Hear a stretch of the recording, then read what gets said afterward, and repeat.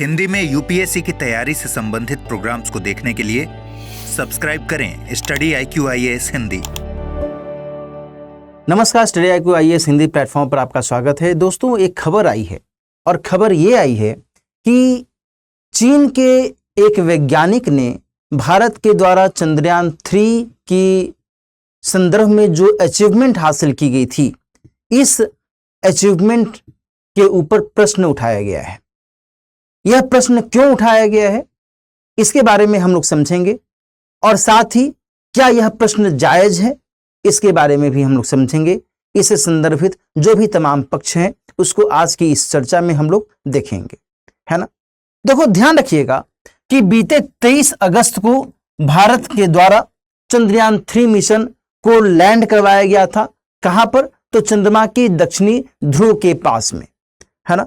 और इसे लेकर के यह कहा गया कि भाई यह बहुत बड़ी उपलब्धि है, क्योंकि आज तक भारत के अलावा किसी भी अन्य देश ने इस तरीके से चंद्रमा के दक्षिणी हिस्से में लैंडिंग नहीं करवाई थी, ठीक है।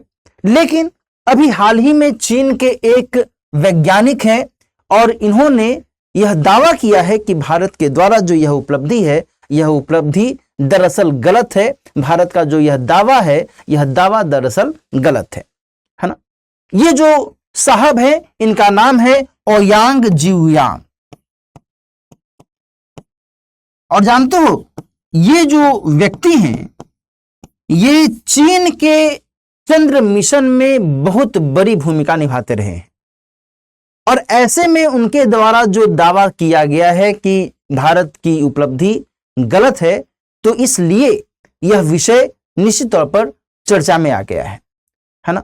अब देखो, यहां पर यह समझना होगा दोस्तों कि आखिर क्यों, किस आधार पर उन्होंने इस तरीके से टिप्पणी की है। क्या उन्होंने अपना आधार दिया है, क्या उन्होंने अपना जो आर्गुमेंट है, आर्गुमेंट से संदर्भित बातें कही हैं। देखो, इसको हम लोग एक एक करके समझते हैं। इसको वैज्ञानिक दृष्टिकोण से भी ध्यान में रखने की जरूरत है, क्योंकि यह जो पूरा का पूरा विषय है, यह पूरा का पूरा विषय अपने आप में बहुत ही पेचीदा हो जाता है। ध्यान रखिएगा, जब हम पृथ्वी के संदर्भ में बात करते हैं तो पृथ्वी में भी उत्तरी ध्रुव और दक्षिणी ध्रुव होता है, हाँ या ना। आप सभी जानते होंगे इसे, है ना। दक्षिणी ध्रुव, जब हम पृथ्वी के संदर्भ में उत्तरी और दक्षिणी ध्रुव की चर्चा करते हैं तो फिर ऊपर का जो हिस्सा है वह आर्कटिक वृत्त के अंतर्गत आता है और बीच में 90 डिग्री का उत्तरी ध्रुव माना जाता है।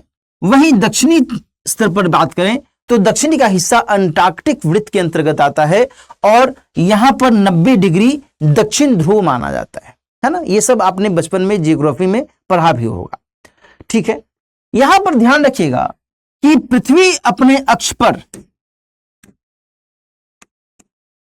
पृथ्वी अपने अक्ष पर 23.5 डिग्री झुकी हुई है ना। इस परिस्थिति में ओयांग जिउयांग का कहना है कि चूंकि पृथ्वी 23.5 डिग्री झुकी हुई है, ऐसे में जो पृथ्वी का अंटार्कटिक वृत्त है, इसका दायरा बढ़ जाता है और 66.5 डिग्री दक्षिणी अक्षांश से लेकर के 90 डिग्री दक्षिणी ध्रुव का जो क्षेत्र है, इसे हम अंटार्कटिक वृत्त के अंतर्गत मानते हैं। और यहां पर किसी भी क्षेत्र में यदि कोई भी पॉइंट देखा जाए तो उसे हम दक्षिणी ध्रुव के अंतर्गत रख सकते हैं, क्लियर। वहीं दूसरी तरफ जब हम चंद्रमा के स्तर पर बात करें तो चंद्रमा के स्तर पर भी यदि हम देखें तो यहां भी एक जो ध्रुव है वह उत्तरी ध्रुव है, नॉर्थ, और यह जो ध्रुव है यह दक्षिणी ध्रुव है, साउथ। समझ में आ रही है बात। यहां पर देखो, ध्यान रखना कि चंद्रमा के बारे में कहा जाता है कि यह अपने अक्ष पर 1.5 डिग्री ही झुकी हुई है ना। 1.5 डिग्री ही इसका झुकाव है और चूंकि 1.5 डिग्री ही झुकाव है, तो ऐसे में यहां पर जो इसका दायरा है दक्षिणी अक्षांश का, वह दायरा 88.5 से लेकर के 90 डिग्री के ही अंतर्गत सिमटता है। और ऐसे में भारत ने जो अपना चंद्रयान मिशन भेजा है, भारत के द्वारा चंद्रयान मिशन 70 डिग्री के आसपास जाकर करके लैंड किया था। 70 डिग्री के आसपास लैंड किया, है ना। अब आप समझ पा रहे होंगे कि भाई यहां पर क्या मामला फंस रहा है। यह दावा किसके द्वारा किया गया है? जो 88.5 डिग्री से लेकर के 90 डिग्री के संदर्भ में दावा किसने किया है? तो ओयांग जियुयान साहब ने किया है, चीन के वैज्ञानिक महोदय ने किया है। लेकिन यहां पर समझने वाली बात यह है कि नासा और यूरोपीय स्पेस एजेंसी, ये सभी लोग चंद्रमा के दक्षिणी ध्रुव का जो क्षेत्र है वह क्या मानते हैं।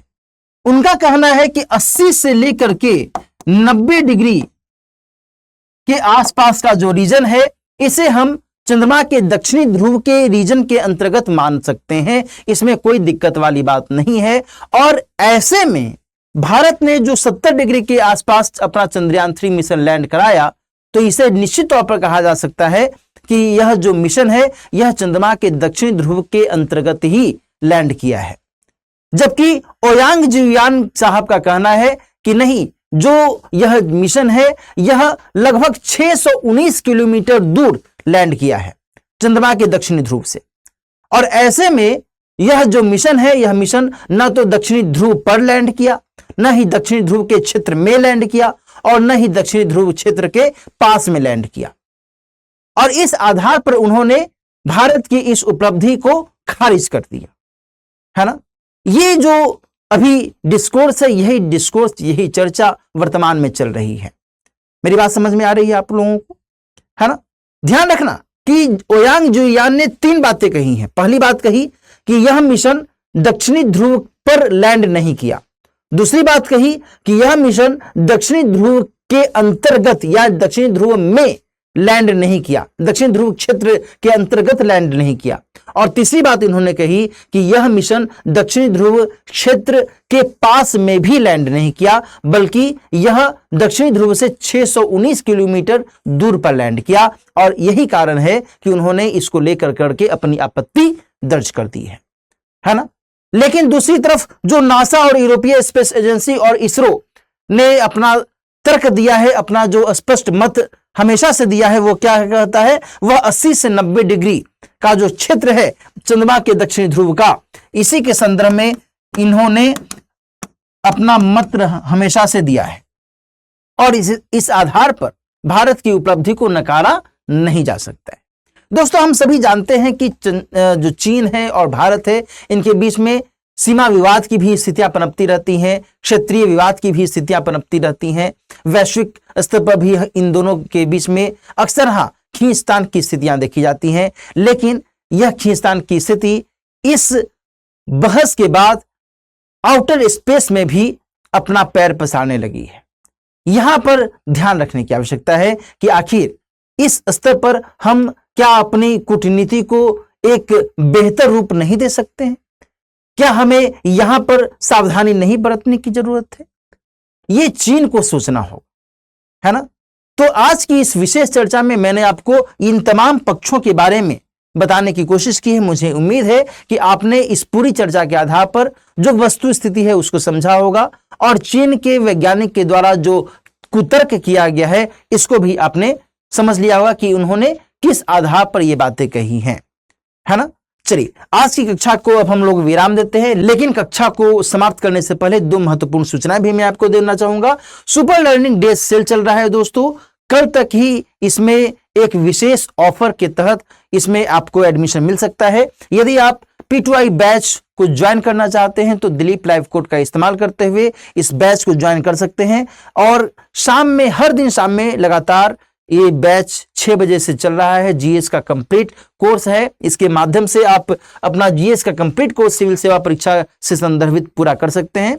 इसके अलावा एक और बैच की शुरुआत की गई है जो कि लॉन्ग टर्म P2I बैच है, जिसका टारगेट 2025 है। यदि आप बेसिक से लेकर के एडवांस लेवल तक सिविल सेवा परीक्षा की बेहतर तरीके से तैयारी करना चाहते हैं, जीएस को अच्छे से मजबूत करना चाहते हैं, तो फिर आपका इसमें स्वागत है। इसके अंतर्गत भी आप दिलीप लाइव कोड का इस्तेमाल करते हुए इसमें एडमिशन ले सकते हैं। और इन दोनों ही बैचेस में अभी सुपर लर्निंग सेल के तहत विशेष ऑफर दिया जा रहा है। इसका लाभ उठाइए और इस बैच में एडमिशन लीजिए और हमसे जुड़िए। मिलते हैं बैच में। अपना ख्याल रखिए। All the best. हिंदी में यूपीएससी की तैयारी से संबंधित प्रोग्राम्स को देखने के लिए सब्सक्राइब करें स्टडी IQ IAS हिंदी।